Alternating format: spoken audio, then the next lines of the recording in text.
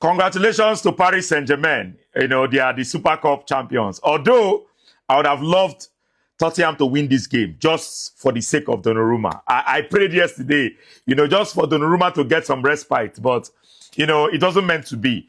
Tottenham was very, very naive in this game. They were very, very naive. Everybody have seen that Paris Saint-Germain, if you sit deep against them, they're going to finish you. This was what they did to Inter Milan. They did it to Atletico Madrid. Chelsea saw it, and Chelsea refused to sit deep for PSG. What did Chelsea do? Chelsea came out and played them.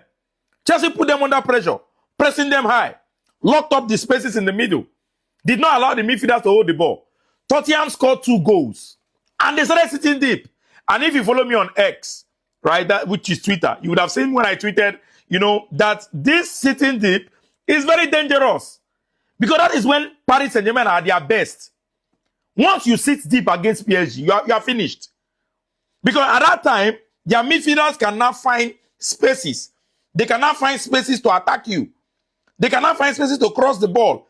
And they have very, very good movement. So, sitting deep against PSG is a no-no. Thomas Frank should have known this. Just throw away a 2-0 lead. Anyways, kudos to Paris Saint-Germain. Right? And that's why they are the best team in the world. You know, they keep going, they keep pushing. They don't know when to say stop. And that is what makes you one of the best teams in the world. When you keep believing. You know that even in the last moment of the game, you can still do something. Right? So kudos to PSG. Well deserved at the end of the day. But if Tottenham had continued the way they started, the way they kept on putting them under pressure, because, mind you, PSG had not trained a lot before this game. So they were very, very rusty in the beginning. So Tottenham had the impetus. They had everything. Everything was in their hands. You have scored 2-0. Why are you sitting deep? You have scored 2-0. What could go wrong?